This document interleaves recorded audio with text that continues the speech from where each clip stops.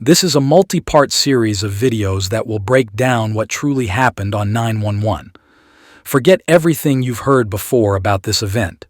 We will now provide you with undeniable facts and things that happened before, during, and after the tragic event. Once you've heard all the facts, you truly won't be able to look at this event the same way again, and this will widen your perspective and shed more light on what's taking place in Palestine and Gaza right now. This is just part 1 of the series. The following parts of this series will be available in the comments or the description as they come out. Wake up, Americans. You're about to be pulled into a war with Arabs, with the Muslim world, and you're going to be made to believe that something horrible that happened to you was done by the Muslims. But it wasn't done by the Muslims. It was done by a wild card, the Israeli Mossad, that's cunning and ruthless and can carry out attacks on Americans and make it look like Arabs did it. That's the literal definition of a false flag. They didn't write that. That's a false flag. That's not my conspiracy theory. That's the U.S. Army report. The day before, published the day before 9/11. Yes. You can call me any name you want to call me. That's a U.S. Army report. They warned us. They were telling us what Israel is capable of doing. We'll prove to you how 9/11 was actually about Palestine. Yes, believe it or not, it was about Palestine and the Middle East as a whole. Way back then, this was an operation done by the Israeli Mossad to justify and help the West see the Arabs and Palestinians as villains and evil, to justify the war on Iraq, Afghanistan, and the Middle East as a whole. These are the newspaper cutouts and the actual reports of what the man just said in the previous video. Pay attention to the date on the newspaper and what's being said in the newspaper. These are papers that were published the previous date before the 9/11 event. It clearly states that there were reports within the United States that the Israeli Mossad was about to make a big move, or a wild card as they called it. And whatever that event would be, it would be blamed on the Palestinians and Arabs, making them out to be terrorists and justifying this war on terror against the Middle East. Surely we need more proof than this, right? There comes the famous dancing Israelis. If you haven't heard of them, here you go. Watch how there are hundreds of reports on how the CIA and FBI knew Israel had an involvement in the attack. In fact, Israel even sent people to go and record it. No, seriously, they actually did. They were so proud of their attack on the U.S. that they went and recorded it. And Benjamin Netanyahu even said this would be good for Israel. We are benefiting from one thing, and that is the attack on the Twin Towers and Pentagon, and the American struggle in Iraq. Ma'arif quoted the former prime minister as saying. He reportedly added that these events swung American public opinion in our favor. Now it's time to take a look at those FBI reports on the so-called dancing Israelis.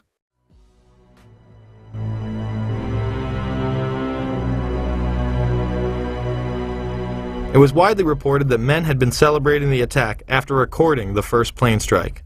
They were not Al-Qaeda, but they were detained. The men who were detained due to the report they were taping the first plane crash and then celebrating and joking about it actually went on television and admitted it was their job to record the attack.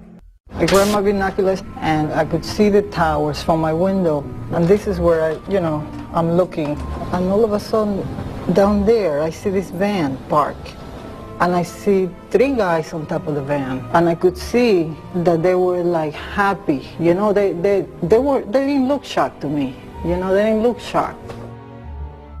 There was a group of Israelis, some of whom later were revealed as Mossad assets, who were arrested after cheering and high-fiving and videotaping the crash of the airplanes into the World Trade Towers.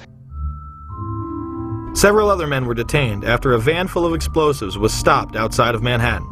Earlier we had heard that an FBI spokesperson said that there was a report on the George Washington Bridge, which is another facility which you folks are responsible for policing, a report that there had been a van stopped there that had explosives. Asked this week about another sprawling investigation and the detention of 60 Israelis since September 11th, the Bush administration treated the questions like hot potatoes. I would just refer you to the Department of Justice with it. I'm not familiar with the report. I'm aware that some Israeli citizens have been detained. With respect to why they are being detained and the other aspects of your question, whether it's because they're in intelligence services or what they were doing, I will defer to the Department of Justice and the FBI to answer that. On March 6, 2002, a draft report from the DEA said it may well be an organized intelligence gathering activity. Despite all of this, all the Israelis were let go without any espionage charges being filed. Fox News anchors Brit Hume and Carl Cameron would do a 4-part investigation into these allegations in December of 2001 and yield stunning results. It has been more than 16 years since a civilian working for the Navy was charged with passing secrets to Israel. Jonathan Pollard pled guilty to conspiracy to commit espionage and is serving a life sentence. At first, Israeli leaders claimed Pollard was part of a rogue operation, but later took responsibility for his work. Now, Fox News has learned some U.S. investigators believe that there are Israelis again very much engaged in spying in and on the U.S. Since September 11th, more than 60 Israelis have been arrested or detained, either under the new Patriot anti-terrorism law or for immigration violations. A handful of active Israeli military were among those detained, according to investigators, who say some of the detainees also failed polygraph questions when asked about alleged surveillance activities against and in the United States. Investigators suspect that the Israelis may have gathered intelligence about the attacks in advance and not shared it. A highly placed investigator said there are, quote, tie-ins, but when asked for details, he flatly refused to describe them, saying, quote, evidence linking these Israelis to 911 is classified. I cannot tell you about evidence that has been gathered. It's classified information. Now, when the FBI investigated, it quickly unraveled to be the largest foreign spy ring ever uncovered inside the United States, the largest. Even the Soviet Union had not been spying on the United States as much as Israel has been doing. So the FBI started to round up these spies. They started to arrest them very quietly, and they were about halfway through this process of rounding up this spy ring when 9/11 happened. Numerous classified documents obtained by Fox News indicate that even prior to September 11th, as many as 140 other Israelis had been detained or arrested in a secretive and sprawling investigation into suspected espionage by Israelis in the United States. Investigators from numerous government agencies are part of a working group that's been compiling evidence since the mid-90s. These documents detail hundreds of incidents in cities and towns across the country that investigators say, quote, may well be an organized intelligence gathering activity. The first part of the investigation focuses on Israelis who say they are art students from the University of Jerusalem and Bezalel Academy. Documents say they, quote, targeted and penetrated military bases, the DEA, FBI, and dozens of other government facilities, and even secret offices and unlisted private homes of law enforcement and intelligence personnel. The majority of those questioned, quote, stated they served in military intelligence, electronic surveillance intercept, and/or explosive ordnance units. Why would Israelis spy in and on the U.S.? A General Accounting Office investigation referred to Israel as Country A and said, quote, according to a U.S. intelligence agency, the government of Country A conducts the most aggressive espionage operation against the U.S. of any U.S. ally. The document concludes, quote, Israel possesses the resources and technical capability to achieve its collection objectives. What about this question of advanced knowledge of what was going to happen on 9/11? How clear are investigators that some Israeli agents may have known something? Well, it's very explosive information, obviously, and there's a great deal of evidence that they say they have collected, none of it necessarily conclusive.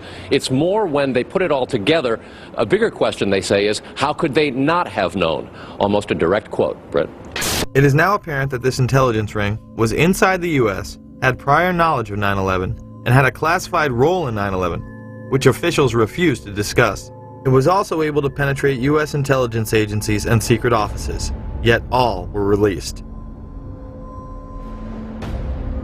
The men who were detained due to the report they were taping the first plane crash and then celebrating and joking about it actually went on television and admitted it was their job to record the attack.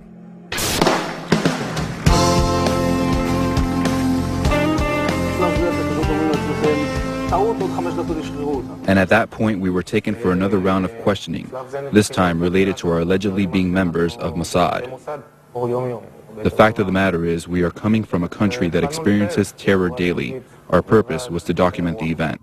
How could they have known about the attack? And who sent them to document it? The evidence points to a large intelligence network inside the United States that had teams on the ground, such as the ones recording the attack, and electronic surveillance teams gathering information.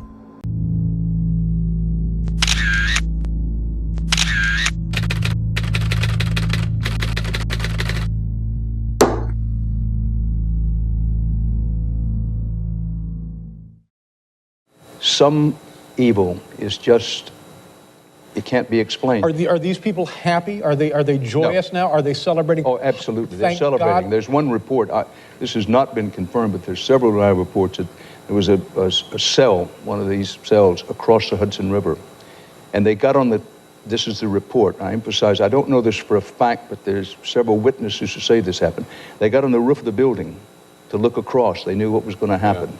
They were waiting for it to happen, and when it happened, they celebrated. They jumped for joy. In the days after 9/11, while Ground Zero continued to smolder, millions heard Dan Rather and various media outlets repeat vague and unconfirmed reports of arrests that took place that day. These rumors held that Middle Eastern men, presumably Arabs, were arrested in explosive-packed vans in various places around the city on September 11th, and that some had even been photographing and celebrating those events.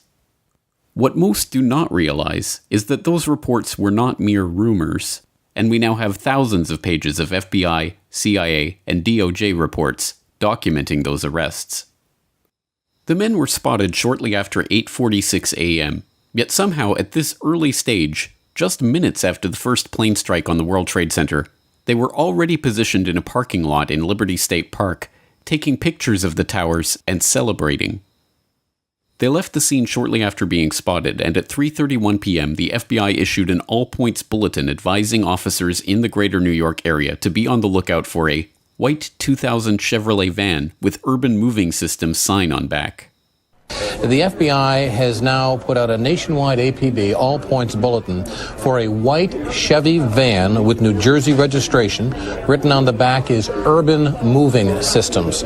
Apparently there are 3 male occupants. Let's repeat that. The FBI has now put out an APB, an all-points bulletin, nationwide. They're looking for a white Chevy van with New Jersey registration, and written on the back of the white van are the words Urban Moving System. Apparently this van is carrying 3 male occupants. Obviously, if you see this van, you're asked to contact the FBI immediately. At 3:56 p.m., the van was spotted traveling eastward on State Route 3 in New Jersey and pulled over by Officer Scott DiCarlo and Sergeant Dennis Ravelli of the East Rutherford Police Department. Inside, they found 5 men: Sivan Kurzberg and his brother Paul, Yaron Schmel, Oded Elner, and Omar Marmari. A major terrorist manhunt began, and just 6 hours after the attack, the van was stopped at a roadblock by patrolman Scott DiCarlo. We were asked to detain the van and the passengers. They were just removed from the vehicle, patted down for safety precaution, and detained. 911 call at 410 Park. I think once the FBI arrived, one of them stated that they were on our side, something to that effect. According to the police report of the incident, Sivan Kurzberg told Officer DiCarlo, "We are Israeli. We are not your problem. Your problems are our problems. The Palestinians are the problem." Their official story: they were just Israeli tourists working for a moving company who had heard about the first World Trade Center strike and rushed to get a better view of the events. They told interrogators they were working for Urban Moving, a shipping and storage firm run by an Israeli businessman who often employed Israeli students without work permits. The men say there was an innocent explanation for what was found in the van and their behavior on 9/11. They were, they say, simply on a working holiday. We heard in the news that one of the plane was crashing down the building, and we thought it was an accident at the beginning. So we went up to the roof of Urban Moving, and we saw the building burning. There is a better view from a building in Jersey that is up a hill, a straight line to the World Trade Center. We decided to go up there. It's like 2-3 minutes from the office. Stand over there and take some pictures. Everyone wants a picture like this in his camera. Although this narrative is still trotted out when the story of the dancing Israelis is raised in the media, it is an easily demonstrable lie. FBI reports confirmed that the men were not taking somber pictures of a horrific event. When their 76 pictures were developed, they revealed the men had indeed been celebrating, smiling, hugging each other, and high-fiving. One of the pictures even featured Sivan Kurzberg holding a lighter up, with the burning tower in the background. And these were no ordinary tourists. Oded Elner had $4,700 stuffed into his sock. They lied to the police about where they had been that morning. They were carrying plane tickets for immediate departure to different places around the globe. The FBI confirmed that 2 of the men had ties to Israeli intelligence and came to suspect that they had indeed been on a mission for the Mossad. And of course, after returning to Israel, Elner claimed on national Israeli TV that they had been sent there to document the event.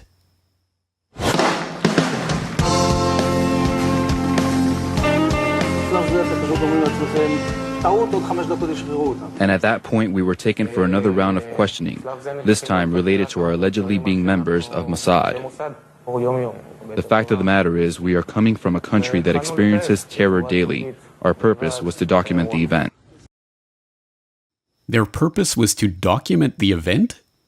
But how could they possibly have known what event they were documenting at that point, before the second plane strike, when those few who even knew about the situation had assumed it to be an accident or pilot error? And when did they arrive at the parking lot to document the event anyway? The FBI reports show how the men gave confused and often conflicting accounts of when and how they learned about what was happening and when they arrived at the parking lot. Oded Elner even said they had arrived there shortly after 8 a.m., which would have been 45 minutes before the attacks even began. This is in line with one of the eyewitnesses that had placed their urban moving systems van at the parking lot at 8 a.m. How could they have been in place and ready to document the event unless they knew what was about to happen? Any way you cut it, this story is unbelievable. Men with documented connections to Israeli intelligence and working in the United States without appropriate permits were detained after having been caught celebrating the attack on the World Trade Center at a time when no one knew that the WTC strike was an attack. So surely these men are locked behind bars to this day, right? Surely they were transferred to Guantanamo and held without trial for 15 years as part of the war on terror, weren't they? No. They were immediately transferred to federal custody, held for 71 days, and then deported back to Israel. The owner of the urban moving systems company that had employed them, Dominic Suter, was investigated by the FBI too. They concluded that urban moving may have been providing cover for an Israeli intelligence operation, and even seized records and computer systems from the company's offices. When they went back to question him again on September 14th, he had fled back to Israel. And what about the dancing Israelis' pictures themselves? The Justice Department destroyed their copies on January 27, 2014. And these intelligence agents on an intelligence mission who were there to document the event of 9/11 before anyone knew 9/11 was taking place? Don't worry, they were just spying on Arab terrorists. And while the FBI or certain sources might believe that in fact they were Israeli intelligence, they don't believe that the U.S. was a target, that they were actually investigating Muslim groups? They believe if this was an intelligence operation by Israel, that it was focused on the Islamic groups and charities that raise money for groups that are considered by U.S. law enforcement and others terrorist groups. And you'll note that after September 11th, the U.S. moved on many of these groups with indictments, arrests, raids on their headquarters, something that hadn't happened prior to this. These are groups that Israel believes have been funding Hamas and other terrorist organizations? Groups that are responsible for most of the suicide bombings there. But this story is not merely preposterous on its face. Even the implications of this story are themselves preposterous. If indeed the official story is a ridiculous lie, then are we to believe that these crack Israeli Mossad operatives, who were presumably aware of the attack that was about to take place, had been sent to photograph the burning tower from a parking lot across the Hudson River? And that these specially trained intelligence professionals on their super secret mission were celebrating, high-fiving, and going out of their way to be noticed in performance of their task?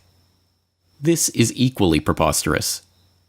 The only other possible conclusion is that these men were serving merely as a distraction, that they were not there to photograph for Israeli intelligence one of the most heavily photographed scenes in the world on that morning, but instead to be noticed and arrested as a way to divert attention from a much bigger and more sinister story.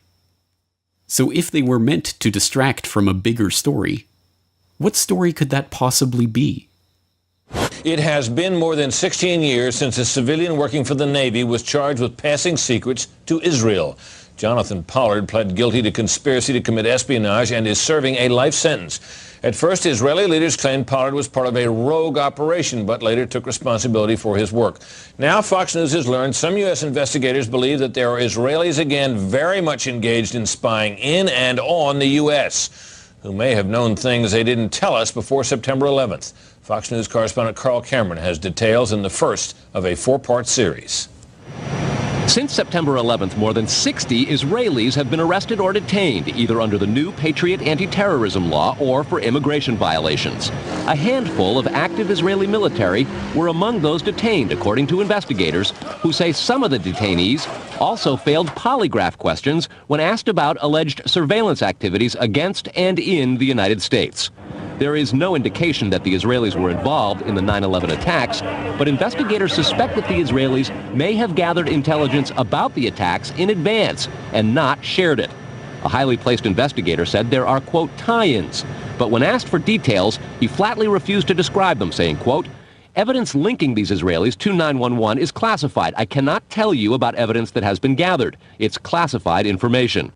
Asked this week about another sprawling investigation and the detention of 60 Israelis since September 11th, the Bush administration treated the questions like hot potatoes. I would just refer you to the Department of Justice with it. I'm not familiar with the report. I'm aware that some Israeli citizens have been detained. With respect to why they are being detained and the other aspects of your question, whether it's because they are in intelligence services or what they were doing, I will defer to the Department of Justice and the FBI to answer that. Beyond the 60 apprehended or detained and many deported since September 11th, another group of 140 Israeli individuals have been arrested and detained in this year in what government documents describe as, quote, an organized intelligence gathering operation designed to, quote, penetrate government facilities. Most of those individuals said they had served in the Israeli military, which is compulsory there, but they also had, most of them, intelligence expertise and either worked for Amdocs or other companies in Israel that specialize in wiretapping. Earlier this week, the Israeli embassy here in Washington denied any spying against or in the United States. Carl, what about this question of advanced knowledge of what was going to happen on 9/11? How clear are investigators that some Israeli agents may have known something? Well, it's very explosive information, obviously, and there's a great deal of evidence that they say they have collected, none of it necessarily conclusive. It's more when they put it all together. A bigger question, they say, is how could they not have known? Almost a direct quote, Britt. The most phenomenal part of this report is not that it was eventually erased from the web by Fox News itself, but that it ever made it to the air at all. In December of 2001, Fox News investigative reporter Carl Cameron filed an explosive four-part series that went in-depth into an Israeli art student spying ring that had been under investigation before 9/11, extensive Israeli wiretapping of sensitive U.S. government communications, and the 60 Israeli spies that were detained in the wake of the September 11th attacks. Unsurprisingly, the story was quickly dropped, and no mainstream journalists dared to continue probing into the matter. This is the real story of Israeli spies in 9/11. Not some vague rumors about some dancing Israelis, but an FBI dragnet that swept up the largest foreign spying ring ever caught red-handed on American soil. And although the FBI were convinced that these spies knew about 9/11 in advance, their investigations were stifled and the issue was swept under the rug. Rather than making Israel enemy number one in the war on terror, Israel remains to this day the U.S.'s most important ally. And if I'm fortunate enough to be elected president, the United States will reaffirm we have a strong and enduring national interest in Israel's security. In 2001, weeks after the attacks on New York City and on Washington, and frankly, the attacks on all of us, attacks that perpetrated, and they were perpetrated by the Islamic fundamentalists, Mayor Rudy Giuliani visited Israel to show solidarity with terror victims. I sent my plane because I backed the mission for Israel 100%. But perhaps this is understandable. After all, we all remember how Yasser Arafat gloated about 9/11 and said it was good for Palestinians, right? Oh wait, that wasn't Yasser Arafat. It was Benjamin Netanyahu. The Israeli newspaper Ma'ariv has reported Israel's former Prime Minister Benjamin Netanyahu has publicly said the September 11th attacks have been good for Israel. Netanyahu said, quote, "We're benefiting from one thing, and that is the attack on the Twin Towers and Pentagon and the American struggle in Iraq." My name is Donald Trump, and I'm a big fan of Israel. And frankly, a strong prime minister is a strong Israel. And you truly have a great prime minister. In Benjamin Netanyahu, there's nobody like him. He's a winner. He's highly respected. He's highly thought of by all. And people really do have great, great respect for what's happened in Israel. So vote for Benjamin. Terrific guy, terrific leader, great for Israel. Given that the ultimate consequence of 9/11 was the beginning of a now 15-year-long struggle to transform the Middle East, a struggle that the neocons that went on to populate the Bush administration had been openly advocating since the clean break policy paper in the mid-1990s, it isn't hard to see how the September 11th attacks were indeed a boon for Israel. But information linking Israeli spies to advance knowledge of 9/11 remains classified information. In a world of true justice, the dancing Israelis and other Israeli spies with insider advance knowledge of the 9/11 attacks, who openly celebrated those attacks, would be the targets of the war on terror, not its beneficiaries. Some evil is just, it can't be explained. Are these people happy? Are they joyous now? Are they celebrating? Oh, absolutely. They're Thank celebrating. God. There's one report. This has not been confirmed, but there's... Part 2 of this will be out soon, to add even more evidence, and hopefully this won't be taken down. If it is, I'll have it and following parts ready on my Patreon, so please do support me there. The truth needs to be heard, so it would be a great support.